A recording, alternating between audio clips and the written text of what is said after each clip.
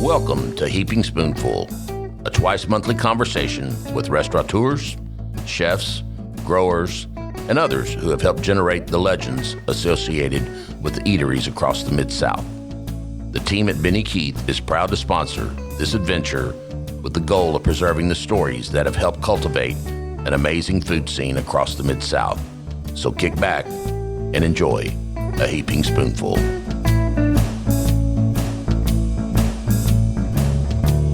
All right, greetings to everyone and welcome to Heaping Spoonful. I'm Kelly Bass, and it's my pleasure, after decades of writing about restaurants for Little Rock newspapers and magazines, to be the host of this podcast and just talk about restaurants and the people who make them great. So thanks to Benny Keith Mid-South Division for giving me the chance to cast a spotlight on chefs and restaurateurs from across the Mid-South. Today, we are here in the Heaping Spoonful studio with Cheryl Roorda and Zac Smith, owners, operators of SQZBX. Pronounced like all the letters are in there, but it's spelled SQZBX. It is a very cool and multifaceted spot on historic Ouachita Avenue in Hot Springs, Arkansas. So welcome, Cheryl and Zac. Thank you. Hey, thanks. There's no better, more logical place in Arkansas for you to open SQZBX than Hot Springs, unless maybe it's Eureka Springs, because it's kind of a funky place in a funky town, and they're both creatively funky, the town and your restaurant. And it's run by a husband-wife team who are musicians, not strummers, singers with all those beautiful harmonies, but an accordion and a tuba duo who's played for a long time in that format, right? Yeah. Yeah. Yeah, we met in 2001, and we met playing music and kept it going. Cool. And I remember Rusty telling me that he saw you all at a German restaurant, and at that point you were called Polka Your Eye Out. That was the website, polkayoureye.com, and that's probably still live if anyone wants to go dig up the ancient material. Right. But no, we called ourselves the itinerant locals because when we met and first started playing together, we were basically buskers and playing on the street corners. And we had this concept, when you're playing on a sidewalk, you get that sort of 4 foot by 4 foot square. Right. And of course, you feel like you're, as a musician, you're in a strange place in a new environment, but everyone walking by says, oh, look, here's the local musicians playing on the street corner. So we were like, though we're itinerant, we're also, for that moment, in that 4 by 4 square, we're local. So how do the members of the itinerant locals possibly find themselves owning and running a combination pizza restaurant, microbrewery, and solar-powered community radio station in a fabulous historic building? So let's go in order. Let's start with how you became pizza chefs. Well, how I started was, it was actually my first job off the farm in Western North Carolina.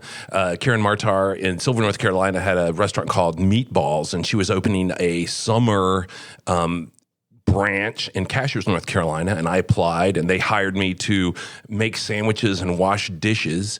And after about 2 weeks, the cook quit, and they came to me and they're like, hey, you've got to do it all now. So I learned how to make dough from Bo Soap, who learned it from Tony.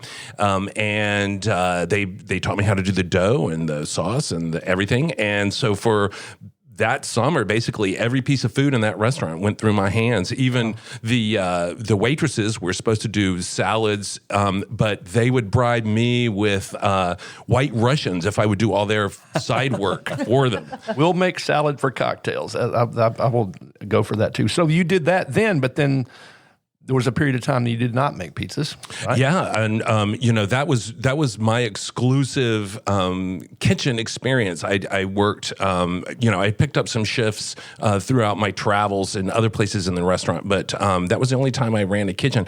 But I am a cook. Like I naturally cook food. I love to cook. It is something that I naturally do. And so then when we were planning on this, in terms of restaurant experience, I was like, well, pizza is the only restaurant I know about. So, Well, and you all have established yourselves as one of the best pizza places in the state of Arkansas. I mean, in a moderately quick period of time. Talk about the style of your pizza. I mean, because you know how they are. They're I mean, I go down to get Neapolitan style, or I go to Shotgun Dan's and get one that weighs like 12 pounds. I mean, there's a whole lot. And then there's kind of in between U.S. pizza style. Talk about your style of pizza. Well, people ask me that, and I'm like, well, it's New Jersey style. And there's a few people who know exactly what I mean. And Tony, the guy who taught Bo, was from Jersey. And so what I mean by that is we use a cold fermented dough. It's proofed overnight. We pre-roll it, proof it in boxes. There's a little bit of sugar in the dough, so it's got that initial spring.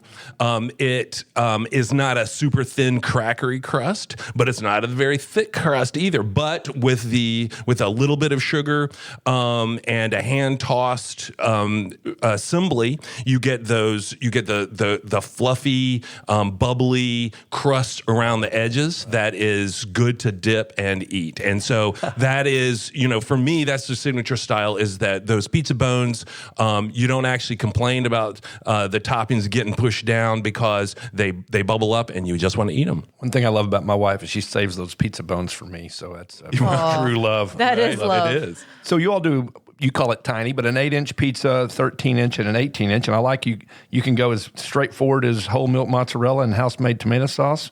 And that's $6 to $18, or as power-packed as the Big Squeeze, which you basically just say, just tell me everything you want on it. So do most folks settle on something in between, I guess? I think most people just like to look at the menu and pick one of our specialty pre-made pizzas, kind of trusting that we know what is going to be good on this pizza and made a combo that's going to be delicious, which is certainly true.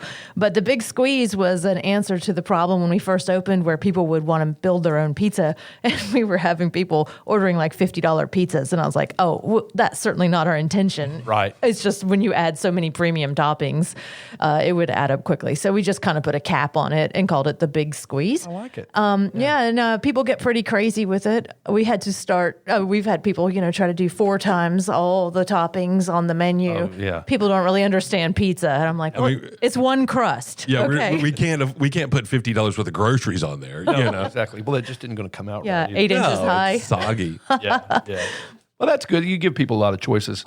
And on the appetizer menu, it looks like the garlic knots are the big feature, which are done 3 ways. Talk about how you make those and how you present them and what makes them special. So the garlic knots we usually make from the previous day's leftovers. So these have been in the fridge for 48 hours, right? And we'll pull out, and it's just our regular dough, but we pull it out. It's really truly proofed out, so it's got that rich yeasty flavor. And we just roll out those doughs, cut them into pieces, tie them in knots, and bake them off. And then so again, you get that yummy, doughy, bready flavor. And then of course we can do it sweet. We do it savory. Give you a little variety there. Yeah, I'd need some butter in there somewhere, which I've found myself dipping my pizza bones in melted butter, which I'm sure is good for me. Another thing we have is the oil that we roast our garlic off in. People love that. I can see that. That is great. And then you bake pepperoni, which obviously it bakes on a pizza, but you bake it straight up. And do they get crunchy? Or they? They do. This was kind of a funny story. We had before we opened, we were seasoning our pizza trays, and so our friend said, you just do that with pepperoni. So we were baking them in pepperoni, letting the grease soak in, and then we were eating them. We're like, these are delicious. And when we first opened, we called them gluten-free nachos, which was hilarious to us. That was another suggestion of a friend of ours, but people would get so mad because they thought they were getting nachos, and then they'd get pepperoni, and they're like, what the? They're like, this is too much. So we had to change the name to pepperoni chips. Don't want to fake people out. I know. Then you do several sandwiches, and again, served on a house-made roll. I guess if you make pizza dough and then making bread's not that big a stretch. Well, it's really not. A great friend of ours, Donavini, helped us out with the dough recipes, and especially his method for making the rolls. And like you said, if you're making bread, like that is the heart of our restaurant is that fresh yeast, that fresh grain, and turning it into food. So you got to make the bread, right? And then I see again, you have a muffaletta, and you make your own olive salad, which I guess is just. I always admire. I'm sometimes surprised when I'm at places and they say, "Oh, we make everything." We make salad dressings. We make it all. And olive salad, you could easily just get a tub of it, delivered in a truck. But I guess you just decided, hey, let's make it the way we want to make it. Well, we just, with the help of Ben and Keith, and I got to say, they've been so patient with us because we had to try every olive tried a lot. and every olive medley and, every jardinara, and the list goes on, until we got it the way we wanted. Yeah. It is true. Like we do make all our dressings, and we do make the salad. Now we obviously we're not growing our own olives. We do buy them in, and they've got herbs and spices. But then we take it and we take it another step further, and we make it exactly the way we want it. Which I just the attention to detail and the commitment to excellence is what sets places apart, and clearly that's one of the things you guys have been right on with from the get go. And you make New York style cheesecake. And then I guess you dress up, and you also mentioned a minute ago, you dress up your knots with cinnamon and honey and real cream icing. So those sound like two good choices. Does the New York style cheesecake something you all just said, hey, we're going to do it?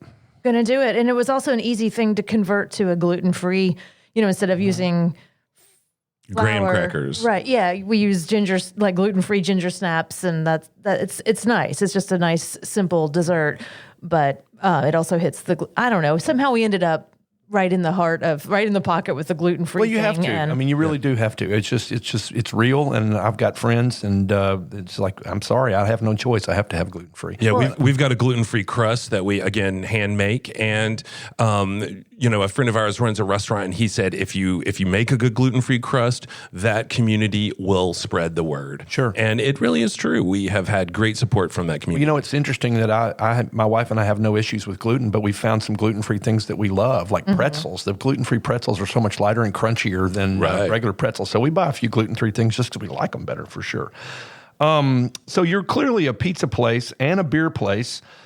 So how much of your food sales is pizza, and how much is spread around the others, generally speaking? Is pizza the big deal? It really is. Yeah, it's funny because we're a brewery, and it seemed like that would be the first year brewery. But it as it's turned out, and watching it change and grow over 3.5 years that we've been open, it's all about the pizza. And the beer is, people do love the beer, but I would say that we are a restaurant. Well, right. There's a certain number of people. Everybody, unless they have some weird aversion to it, love pizza and love to eat, but then not everybody drinks beer. It's true to do both. Another thing is that, I do too. In our business plan, like the brewery is not set up for distribution, so we don't sell it in any other place, and it's only available there. So that sort of limits the amount of marketing that we do as a brewery. People come there, they eat our pizza, they drink our beer. Yeah. Well, we are going to talk a lot more about beer and about radio and about other stuff just here in a minute. But it's time for a break, and I appreciate everybody listening to this episode of Heaping Spoonful with Cheryl and Zac, owners, operators of SQZBX in Hot Springs, Arkansas. Hang on, we'll be right back. I hope you're enjoying this episode of Heaping Spoonful. We at Benny Keith Foods enjoy talking about the food scene almost as much as we enjoy providing the top quality ingredients that help restaurateurs and chefs across the Mid-South create their magic. Now let's dive even deeper into the culinary world with your host, Kelly Bass. Welcome back to Heaping Spoonful. Today we're visiting with Cheryl and Zac of SQZBX in Hot Springs, Arkansas. So let's move on to beer. And Zac, that's your purview, right? Isn't there even a sign that says Zac only or something? There is a sign. We were trying to find a nice way of saying keep out. Right. And so Zac only was what we settled on. Yeah. So did you brew beer before SQZBX, or did you learn it on the job? Well, I did brew beer before SQZBX, but only in my backyard. I was a home brewer, and I figured personally, I thought I had a knack for it. We were playing at a German restaurant then, and I really love the German beers. A lot of people who are fans of the American craft brew movement find the German beers perhaps unimaginative, but I loved the way that they're clean, they're easy to drink, they can be relatively high alcohol, but you can wake up at 6 a.m. the next morning without a slamming hangover. And I think a lot of that is, as you mentioned, the Reinheitsgebot, the German Bavarian purity law there. Yeah, which is more than 500 years old. And you have a style that says direct from tanks to taps, and you, again, use only the ingredients allowed by that purity law we just mentioned, which is malted and roasted grains, hops, yeast, and water. Right. And in your case, that famous hot springs water. So talk about what I mean, it may be obvious and self-explanatory, but tanks to tap. Talk about that approach, and how is that different than what other breweries do? Well, again, when I designed the thing, it's only about 20 feet by 20 feet, so it's a relatively compact system. I have my tanks stacked, which is difficult on cleaning day, but it certainly allows me to pack more in that space. And I brew sort of on one side of the room, and I serve from the other. So rather than keg my beer when fermentation is finished, I move it over to the bright tanks, and I serve from the bright tanks. It goes directly to the taps. I see. Okay, well, so no kegging even necessary. Yeah, well, I'm a lazy brewer, and it really comes out of that. When I learned to brew in my backyard, I had dabbled in it before, and I said, "What's the breaking point of good brewing?" And that's usually hygiene.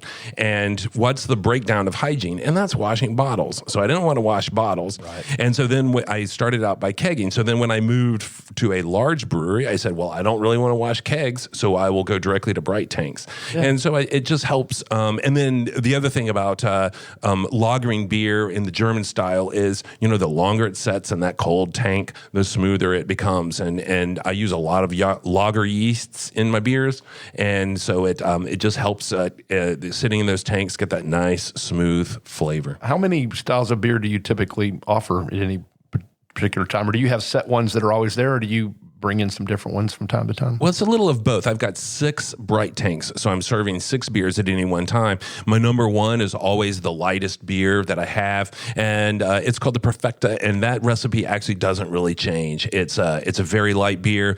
The beer drinking audience, especially when you're pairing it with pizza, a lot of times doesn't want a heavy beer. Sure. So that's always a good seller. My number 2 is always an American Pale Ale. It's a little hoppier. It's definitely a lot stronger. My number, the number 6 is always the porter. It's always a dark beer. Yeah. The number 4 is always the wheat. And again, on the wheat beer, I will make it lighter in the spring and summertime, and I'll make it heavier in the fall and the winter, but it's always 50% wheat. It's always going to give that nice wheaty flavor.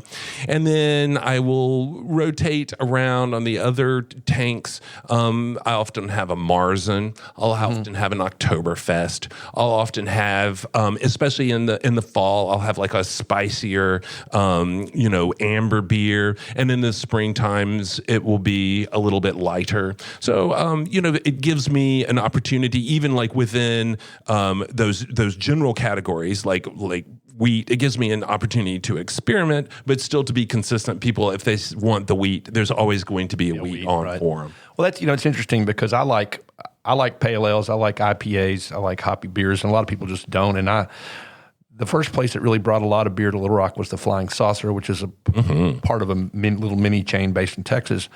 And they have 200 to 300 beers, but the number one selling beer there is Bud Light. It's just like, really? Yeah. And people, sometimes they just, and so having that lighter beer that somebody, if you like an American lager, you're going to like this beer. Well, you have to. And again, like, I'm not trying to, my tastes are very simple also. And if people want something that they're used to, I hope that they can come to SQZBX and enjoy that. Sure. Again, I'm not trying to compete in the market that is driven by novelty. So I don't have to. I don't have any fruits or nuts or salad in my beers. Right. And there is a place for that in the market. And those people are making some really delicious beer and really have shaken up the old German tradition. But at the same time, that's not where I find myself. I want people to come in, be able to find a style that's similar to what they enjoy, have a couple of drinks with their meal, and leave satisfied. That's cool. And then the one that came first, that's a lot of what we're talking about today is in reverse chronological order, right? Is the radio station, KUHS 102.5 FM. Hot Springs. Yes, which predated the restaurant by, if I'm doing my math right, probably 2 or 2.5 years. That's right. And I actually, I was there for the 2-year anniversary party when Jimmy Davis played. Oh, that was a great there that night. Yeah, Oh, that was so fun. It was fun, and Rusty and I have been fans of Jimmy's for a long time. Little man, big loud voice, and big loud guitar. Oh, he lit that room up, didn't he? He did. It was so fun, though. So I think that was mid-2017 or something like that. So where did the inspiration for a solar-powered radio station come from? Truthfully, the inspiration came many, many years ago. The law that allowed low power FM was passed in '99 as a response to the Telecommunications Acts of '96 and the great consolidation of media that followed. And a bunch of activists decided that they needed a greater presence for community stations. In 2000 through 2002, there were a series of filing windows for low power FM, and I was living in Winston-Salem, North Carolina at the time, and I was aware of that happening. I was a little bit underemployed, and I was spending some time in some coffee shops talking with other daytime philosophers, and it had occurred to me, I'm like, wow, what if we could unite these two things, have like the conversation of people in a coffee shop with this low-powered community FM concept. And so that was just the germ of it in my brain. And then we found ourselves, but I didn't have the resources or truly the drive to get that done, found ourselves a decade or so later in Hot Springs, married with kids, as a musician, and we had bought this piece of real estate that we were still not quite exactly sure what we were going to do with, and then I saw that they're going to reopen a filing window, and it just clicked. I said, I have the chance, and so we decided I called my friend Bob Nagy. We went to the board of Low Key Arts and got Bill Solider on board. We started fundraising and developing the concept. We opened the station with, sweat equity, credit cards, and cash volunteer labor.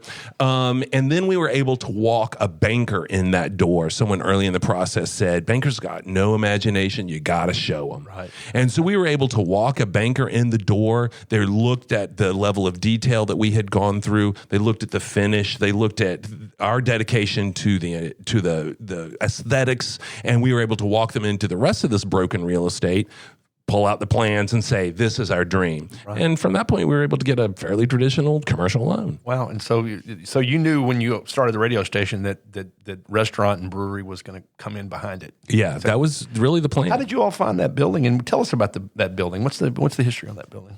I had spotted that building like 2 weeks after we moved to Hot Springs. We moved from Seattle, Washington, where when I realized I was pregnant with my daughter, I just was like, we got to get out of the city. I don't know what we're going to do here. I don't know. Just having a baby in a big city as a struggling, not a struggling musician, but, obviously we weren't rich. Sure. Seattle's not a fun place to not have money. I bet. Yeah. So we moved to Hot Springs. That's another big hairball of a story. But when we got to Hot Springs, we were walking down the street and I walked by this building that looked like a dilapidated musical instrument museum. Right. There were pianos and organs and all sorts of crazy stuff, and there was a phone number on the door. So I called the number and introduced myself, and I pretended like I was looking for a piano, and it was Mr. Davis, who was a second-generation piano tuner, organ repairman in Hot Springs, and got to walk through the building, and I just fell in love with it. And so we pretended to look at pianos, but he was very personable. But I was actually asking if he would teach me to tune pianos, and he said absolutely not. He didn't have time for that. It totally blew us off. And then about 6 months later, I heard through the grapevine that he was going to sell his building, and I don't know what I was thinking, because I had no business even imagining to buy commercial real estate, except that I just knew it was in the cards. So we were the first ones on the scene. We had a handshake deal. It took us forever to find someone to loan us that money, and it wasn't that much money because the building was completely wrecked. And he was walking away. He left everything in there. He just wanted to wash his hands of it, I guess. He just passed. He was 96, I think, and at the time he was like 82. And I think his wife was like, "You are done hiding in this building. That you're going to fall through the floor." There were raccoons living in there. It was the full mess. So did you all take it upon yourselves to do as much as you could to whip it into shape? I don't know if you have the skills to do building remodeling, but We sure did. Yeah. I mean, we also got in there and we were in there for like a solid 7 years. We had buyer's remorse, as you do. So we would go in there and tackle a big project and clean out a section, and then we would just disappear for a year. We'd be like, I can't even deal with that, especially without a clear plan. Because we bought the building in 2007. Okay, wow. The radio station went on air in 2015. So, and we had like a 2-year-old and a 3-year-old when we bought the building, and there was no place for a kid in there. It was full of mold and animal scat. Wow. It was just out there. Well, that's a great story. And again, I mean, perseverance. And look, I'm sure many points you just go, wow, can you believe what this turned into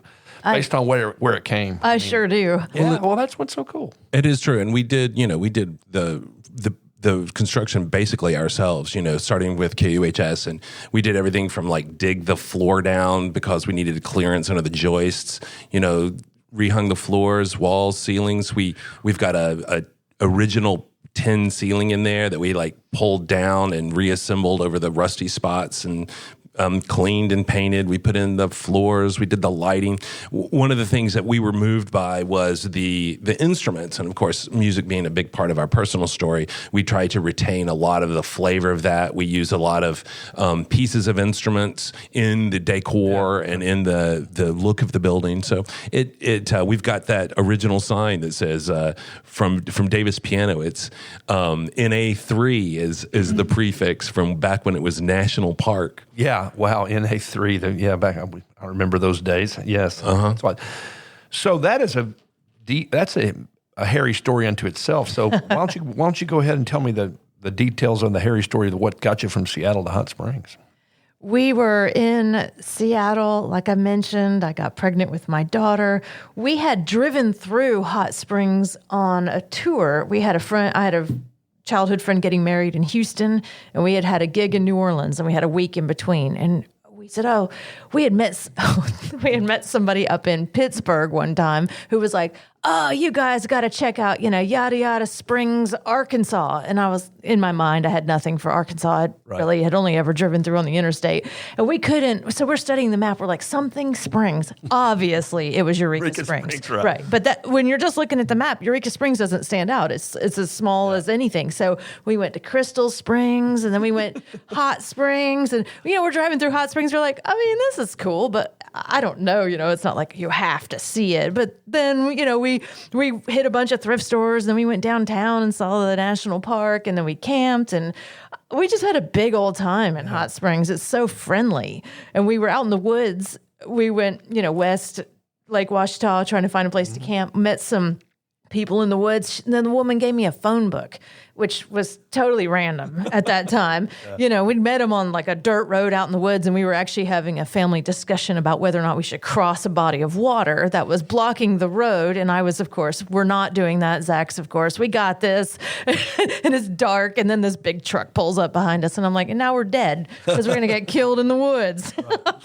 Anyway, and so she gave us a phone book. We get back to Seattle, and we just kind of couldn't stop thinking about Hot Springs. And then we had another friend who had taken a road trip. She comes back talking about Hot Springs. She'd landed there too and ended up at the Exchange, which was being run at the time as a raw food restaurant. Anyway, so we had a big time, and then I was like, we got this phone book, started looking at real estate. You're like, oh my God, you can buy like a house for $30,000. And of course, we're in 2000, the year 2000 in Seattle, where real estate could not have been, well, it is actually higher now, but it was very high then. Sure, .com was cooking, right? Yeah. Looked in the phone book to see if there was a midwife. There was a midwife. I call her up. We just start chatting. Turns out she's an accordion player. I'm like, come on, Zach. All the signs are pointing for us to move to Hot Springs, Arkansas. Let's go get one of those $30,000 houses and have a kid. Oh, that's great. And we did. And we did. And we landed. We just hit the ground running when we got to Hot Springs. We have had a great time. It still continues to captivate us. Yeah. Well, we hope we have. We know we have a lot of Heaping Spoonful listeners in Arkansas. Everybody in Arkansas is familiar with Hot Springs, but those who are not, it's a historic spa town, first national park. People came from the healing waters. Al Capone thought it would cure his syphilis, so the answer is do not get in a hot tub with Al Capone. First ever baseball spring training was there. Babe Ruth was a big figure in the bars and restaurants of Hot Springs, historic hotels. I love Hot Springs. I adore it. for its funkiness and charm. And I love Ouachita Avenue, where your restaurant, radio station, and brewery are. And now they've redone that Best Motel down the street from you a little bit. Yeah. We popped our head in there. It was like a 8 million hour wait, so we didn't bother eating. But we kind of just checked it out. And no, you're in a great spot. So that is Ouachita has really come up even since we were there. I mean, I think. I want to brag about what we've done for it. I think that the whole block is really coming up. Hot Springs is just popping right now, and what's happening on Ouachita is happening in other places around the city. I think it's really hopping right now. Yeah, it really is. And I'm not a big gambler, but I know when they made a full casino at Oaklawn, that just brought in even more money. And of course, they built a hotel and things. And I am a horse racing fan, but I'm not a craps or blackjack or slots fan, but hey, anybody can do whatever they want to do. That's cool. So we are recording this episode of Heaping Spoonful in early July of 2021. We hope you're listening to it for years and years and years. And just when we thought COVID-19 finally might be getting smaller and smaller in our rearview mirror, there's a big spike underway in Arkansas, which is a state with a low vaccination rate. We'll see where this latest chapter takes us. But in looking back on it, because we're now 16 months into it, did you all, you had to close your restaurant. Did you all continue with, you can get a pizza to go? You're not selling beer for consumption outside unless you sold growlers. I don't know. Yeah, we did. Okay, so y'all kept going with pizza and other things out the door or out the window? Or That's right. Yeah, and I have to give big props to the craft beer, the Arkansas Brewers Guild, for pushing that legislation through that we were allowed to deliver beer and wine through the pandemic, and I think that law is going to stick. It did. Yeah. They just made it official. Yeah, so that was a big help, that we were able to do that. We beat the trend by about, I'm going to say 24 hours. Actually, it was closer than that. It was the week of St. Patty's Day. And of course, that's huge in Hot Springs, but everybody's looking at this thing and, we're all looking, it's the sort of Damocles. We all know it's going to fall. And so it's sort of who's going to break first. And at some point, Cheryl and I were like, we're going to have to close. So I drove to Little Rock. I bought every 20-inch pizza delivery bag in the city. And I drove to all three places that deal. And I was driving around again looking for a warmer, and I went back up to Krebs and I said, all right, give me that warmer. And he said, buddy, he says, you were just like an hour before everybody else. He says, I've got so many calls looking for pizza delivery bags. But I got them all, you know. And so we did. We that afternoon we rolled in a warmer and delivery bags and closed the restaurant and went to curbside and delivery. Yeah, that's great. And that, the restaurant business has not been hurt as badly as it could have been, and the hotel business is another story altogether. So one thing I forgot to ask about the radio station is I'm sure it's volunteer run and volunteer. Do the DJs program themselves? Do they just decide what they're going to play? Yeah, sure. So the radio station is all volunteer run. So once we got it going, Bob Nagy, our engineer, he had started many restaurant radio stations, and he said we're gonna keep this thing all volunteer. Nobody's gonna get paid, which I was doing as a labor of love. He does it as a labor of love. So I said, all right, let's do it. And it was really a great idea. He says every time he's worked in these before. He says every time one person starts getting paid, then everyone else is on the staff is like, let that guy do it. Right. And so nobody does that. Everybody pulls their own weight. If you show up, you get to program your slot. Yeah. And, it is technically a variety. I always say to people, if you don't like what you hear, tune back in 2 hours because it'll be someone else and they'll be playing something different. Our goal is to give access to our local people, give them access to the radio waves. I'm not really trying to compete with, the indie stations in New York and LA. I could bring programming in on the internet from all over the world, but we'd rather not. We'd rather we think of our broadcast circle as our audience and also as our source for DJs and people who want to play. So it really is a way for people who love music to share their experience, share their love of music with Hot Springs. Yeah, that's in your range. Is it? I remember about 5 miles. That's about that. Yeah. So 5 mile radius, so 10-mile diameter. Diameter. Yeah, it's pretty close. We get the north side of the lake very well. The south side of the lake, it's a little spotty. So it's like really that's our circle right there. I'll tune it when I'm back through. So that's cool. Well, listen, I appreciate you, Cheryl and Zac, and continued good luck with SqueezeBox and all its associated businesses. And thanks to all of you out there and for listening to this episode of Heaping Spoonful. We post them the first and third Tuesdays of each month, so check out the ones you've missed. Keep an eye out for new ones. Goodbye, and have a great day. We hope you enjoyed this episode of Heaping Spoonful. On behalf of all of us at Benny Keith Foods, Mid-South Division, please know how much we love connecting you with the legends of the culinary scene and their unique stories. I look forward to the next time we can offer you another Heaping Spoonful.